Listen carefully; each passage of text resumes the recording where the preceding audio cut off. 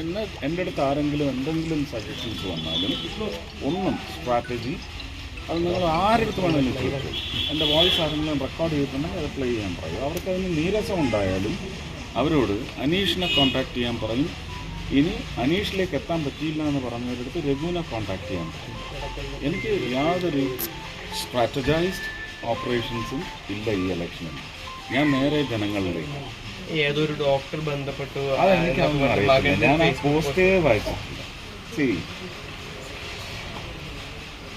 പ്രമുഖരായ കലാകാരന്മാർ മാത്രമല്ല, വ്യക്തികളുണ്ട്. അതെല്ലാ ജില്ലകളിലുമുണ്ട്, എല്ലാ കോൺസ്റ്റിറ്റ്യുവൻസീസിലുമുണ്ട്.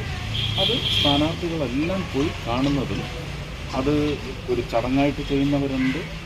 ഞാനത് ഒരു ഗുരുത്വത്തിൻ്റെ പുറത്ത് മാത്രം ചെയ്യാനാണ് ഉദ്ദേശിച്ചിട്ടുള്ളത്. അതിൻ്റെ ഭാഗമായിട്ട് പാർട്ടി നിർദ്ദേശിച്ച ആൾക്കാരുണ്ട്. എനിക്ക് അറിഞ്ഞുകൂടാ, കാരണം പ്രാദേശികമായിട്ട് അവർക്കാണ് പിന്നെ അറിവിൻ്റെ ബലം.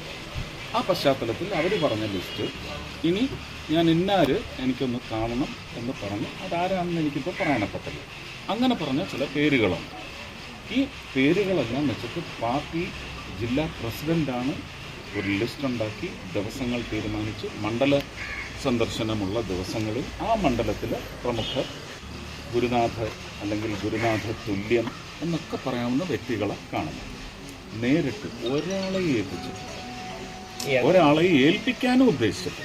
ഗോപേശനായിട്ട് വ്യക്തിപരമായിട്ടുള്ള അടുപ്പമുള്ള ഒരാളാണല്ലോ. അപ്പോൾ ഇനിയിപ്പോൾ എന്തെങ്കിലും ഇതിനു മുമ്പ് പോയി അദ്ദേഹത്തിന് ഞാൻ മുണ്ടും നേരിയതും കൊടുത്തിട്ടുണ്ട്. അദ്ദേഹത്തിൻ്റെ വീട്ടിൽ പോയി ഭക്ഷണം കഴിച്ചിട്ടുണ്ട്, ലഘുഭക്ഷണം.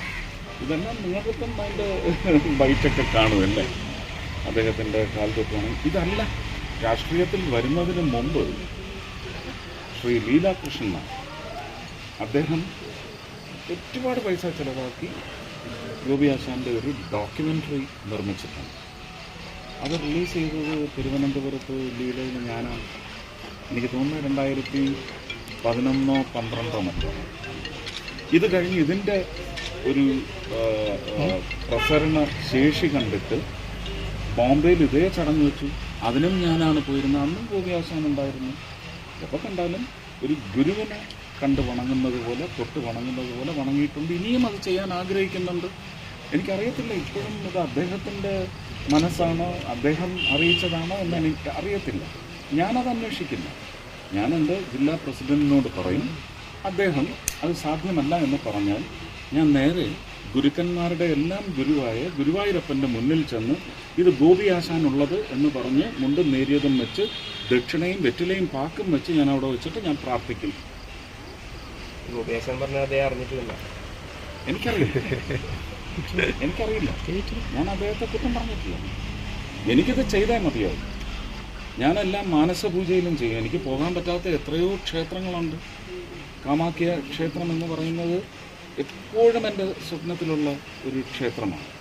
പോകാൻ പറ്റിയിട്ടില്ല.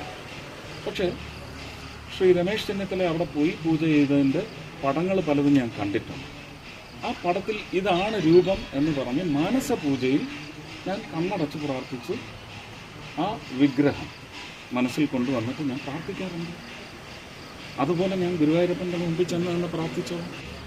അദ്ദേഹം ഈ അടുത്ത കാലത്ത് അവിടെ പോയി തുലാഭാരം നടത്തിയതില്ല, കിരീടം, വേഷം എല്ലാം ധരിച്ചുകൊണ്ട് ഞാൻ ആ ചിത്രം മനസ്സിൽ ധ്യാനിച്ചുകൊണ്ട് ഞാനത് ചെയ്തോളാം. അദ്ദേഹത്തിന് എന്തെങ്കിലും പ്രയാസം ഉണ്ടെങ്കിൽ ഞാൻ ഒരിക്കലും പ്രഷറൈസ് ചെയ്യത്തില്ല.